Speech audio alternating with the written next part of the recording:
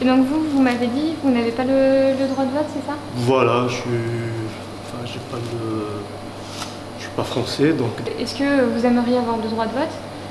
Oui, je veux bien, oui. Et si vous aviez le droit de vote, est-ce que vous voteriez ou est-ce que vous abstiendrez? Oui, je vais voter. D'accord. Et vous pensez quoi des gens qui ont le droit de vote mais qui vont pas voter, qui s'abstiennent? Ah ça, je sais pas, chacun son choix, je pense. Enfin, moi, je pense qu'ils ont leur raison, puis voilà, il faut leur poser la question. Est-ce que vous votiez en Algérie? Ouais, ça m'est arrivé de voter une fois, je pense, ouais. Ça fait longtemps, ouais. D'accord.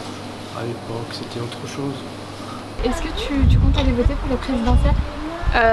Je pense pas pour le premier tour, mais pour le deuxième. D'accord. Et pourquoi tu vas pas voter au premier tour? Bah, j'ai déjà quelque chose de prévu dimanche, du coup, mais je me suis pas penchée sur le sujet. Ouais. Et t'as pas voulu faire de procuration, du coup Et tu penses quoi des gens qui vont pas voter en général J'en sais rien.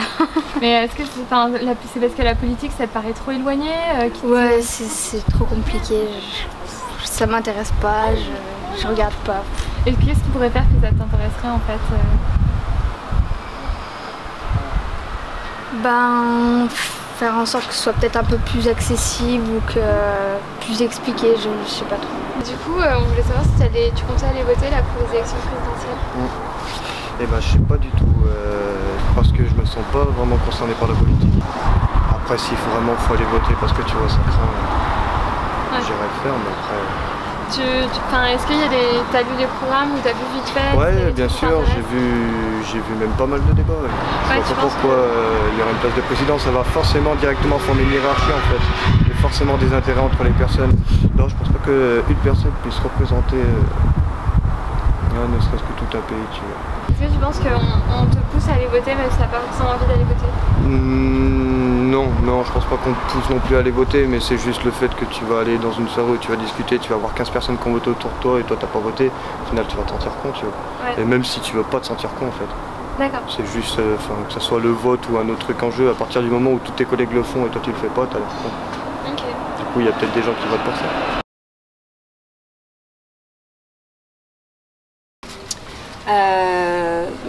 C'est une grande question en ce moment, c'est tellement le bazar que je sais pas du tout si je vais aller voter ou... Enfin, je vais voter certes, mais quoi? Si c'est blanc, si quelqu'un, je sais pas du tout. D'accord. Et qu'est-ce qui fait que justement vous n'arrivez pas trop à vous décider? Est-ce qu'il y a quelque chose qui entretient la confusion peut-être les affaires ici? Bah oui, tout ce qui se passe. D'accord. Donc toutes les affaires de corruption, ça vous empêche d'aller... Je me dis qu'en fait, il y a pratiquement personne qui vaut le coup en fait. Mais il faut bien voter pour quelqu'un, donc... D'accord. Et voilà. Vous pensez quoi de l'abstention des gens qui vont pas aller voter, soit parce qu'ils sont trop énervés, soit parce que ça sert à rien? Je suis complètement... D'un côté, ils ont pas tort. Mais c'est ça. Mais je pense il n'y a aucun candidat qui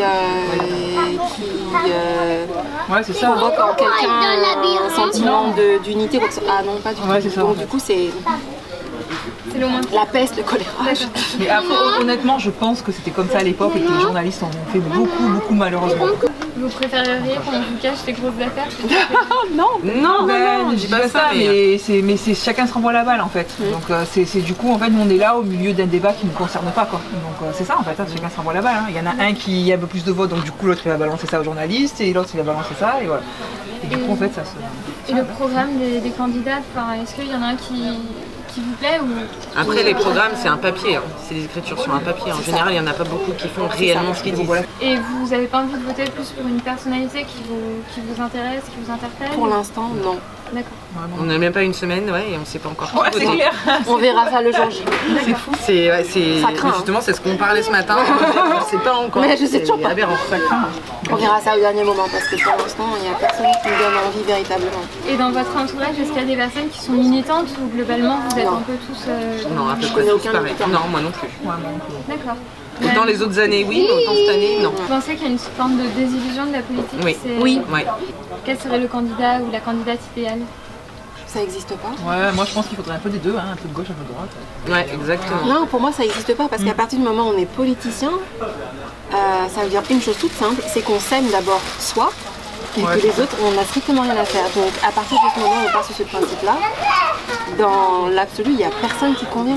Maintenant, on va vers le moins pire. Si on prend une personne qui est extérieure à tout ça, elle s'y connaît pas vraiment, donc du coup, elle peut pas. Enfin, c'est difficile de croire quelqu'un qui n'est pas les mains dans le cambouis, si on veut. Donc, en même temps, c'est qu'ils sont quelqu'un qu'on connaît pas, enfin qu'on connaît pas, c'est-à-dire qui est dans le milieu politique, mais jusqu'à présent, qui ne s'est jamais présenté. Il ne devrait pas avoir une seule personne. Il devrait en mettre 2 ou 3, comme ça ils arrivent à se mettre des accords, à gauche, à droite, à extrême droite, à extrême gauche, nickel, comme ça, et tout le monde fait un mix, et ce sera parfait. On se débrouille. Alors en fait, je voulais savoir si tu allais voter pour la présidentielle. Oui, j'irai voter au premier et second tour. Et je pense qu'on en arrive à un moment où quand aucun candidat nous satisfait, et même c'est plus pour le symbole de si un taux d'abstention très important, ça montre le désintérêt des Français pour la politique. D'accord. Et est-ce que toi, tu as été satisfaite par la campagne? Je pense que les Français critiquent beaucoup la campagne, mais ils sont quand même très intéressés par la campagne. Et dans ton entourage, il y a des gens qui militent, qui sont pour un parti? Alors à l'IRA, c'est quand même très... après j'en sais rien, de mon entourage, c'est un peu Macron qui ressort, mais on a des mélenchonistes. Mais après, dans ma famille, j'ai quand même des gens qui sont pas du tout... qui savent vraiment pas encore pour qui voter, qui hésitent encore entre 2 ou 3 candidats à quelques jours du premier tour. D'accord. Et donc ta famille, elle est à Ouglin aussi ou... Alors j'en ai un peu, j'ai une partie de ma famille qui est à Tassin, c'est à côté de Lyon, et une autre partie qui est dans le Maine-et-Loire. D'accord. Oui, globalement sur Lyon, c'est entre l'indécision, mais en même temps la campagne, vous en parlez beaucoup. Ouais, voilà. D'accord. Donc assez politisé malgré tout. Oui, en tout cas, quand on fait des études à l'IRA, en général, on est politisé. Ah oui, vaut mieux. Vu qu'après, on travaille pour les politiques. On va connaître. Ouais, voilà. Là, une grande partie de la promotion, dont moi, on va travailler en 1er septembre dans les ministères. Donc, faut s'y intéresser, c'est sûr. Il faut voter pour les ministres. Oui, et surtout, c'est un enjeu important pour nous parce qu'on va appliquer la politique du futur président. Donc, c'est pour ça qu'on a un peu peur de ce qui peut sortir des urnes. Ouais. Et est-ce que, est-ce qu'il y a une inquiétude justement dans ta promotion, que ce soit un président d'extrême, justement extrême droite ou extrême gauche, qui justement essaye de bouleverser un petit peu toute l'administration et la façon dont ça marche? Alors je pense qu'il y a une peur de l'extrême droite, ça c'est clair et net, mais quand même l'extrême gauche représentée par Mélenchon attire. Et l'idée d'une 6ème République pour mettre fin aux institutions actuelles qui sont quelque part plus adaptées à notre société n'est pas forcément mauvaise. Donc, venir du système pour moi c'est pas un inconvénient, mais par contre comme c'est le système qui nous fait, et que pour monter on a besoin du système, je pense qu'une fois arrivé aux très hautes fonctions, c'est difficile de déboulonner des réseaux qui nous ont aidés pour monter. Donc il faudrait a priori quelqu'un qui ne vienne pas de ce monde pour casser tout ce qu'il y a à casser, parce qu'il y a des choses à faire. Mais c'est pas le cas, parce que pour être investi aujourd'hui et arriver aussi haut, même les candidats qu'on appelle les petits candidats, ils sont investis par des partis. Qu'est-ce que tu penses des gens qui vont pas voter, qui s'abstiennent? Tu penses quoi de l'abstention? Ça me dérange pas. Si on n'y va pas pour exprimer son mécontentement, autant y aller et voter bleu. Mettons, il y a le plus gros vote français, soit le vote blanc, ça annulera absolument pas les élections. Tu penses quoi de ça en fait? C'est con, parce que ça prouve qu'il y a un problème. Il faut y aller, même si on ne sait pas pour qui voter, autant voter blanc et faire quand même son devoir. On ne dit pas combien il y a eu de pourcentage en vote blanc, c'est compté comme l'abstention. Ouais. Donc il faudrait l'annoncer. Je pense qu'il y en a, il prendra une bonne claque dans la gueule en apprenant. Vous seriez pour comptabiliser du coup les votes blancs? Les votes blancs, bien sûr. Ouais, et à partir de combien de pourcents de votes blancs vous pensez qu'on devrait annuler? Je pense 25%. Moi je pense que c'est quand même important d'aller voter. Est-ce que vous pensez que ça va réellement changer les choses, que vous alliez voter pour un président? Est-ce que vous croyez dans ce programme? Vous croyez qu'il va l'appliquer? Parce qu'ils n'écoutent pas notre voix. En fait, on donne notre voix à quelqu'un qui n'écoute pas. D'accord. Donc, le fait qu'on aille voter ou pas, ça change rien. Mais vous allez tous voter? Ouais, moi je votais, ouais. Y aller quand même. Après, le président, il peut que ce soit lui qui ne peut pas l'appliquer parce que il n'a pas l'Assemblée qui veuille appliquer ses lois, ou que ce soit lui-même qui décide par pression peut-être extérieure des lobbies ou des choses comme ça. Mais bon. D'accord, donc dimanche c'est les élections présidentielles, c'est le premier tour. Est-ce que vous savez déjà pour qui vous allez voter? Moi j'ai ma petite idée, normalement ça va être blanc. J'étais tellement déçu par les autres mandats, que ce soit sous le mandat de Sarkozy et sous le mandat de Hollande. D'accord, et qu'est-ce que tu penses de ceux qui vont justement ne pas se déplacer, qui vont faire... Si, il faut se déplacer. Enfin, pour moi, il faut se déplacer parce qu'on a le droit de vote. c'est pas tous les pays qui ont le droit de vote. Moi, j'hésite encore entre plusieurs choix, entre blanc et plusieurs candidats. Et mon idée sur les gens qui s'abstiennent, je trouve que c'est une bêtise parce que même de voter blanc, ça montre qu'on n'a pas qu'on veut pas voter pour quelqu'un parce que ça nous plaît pas, alors que s'abstenir, ça ne laisse aucun message. D'accord. Parce qu'en fait, ce qu'il faut savoir, c'est que aujourd'hui, le code de vote blanc n'est pas comptabilisé.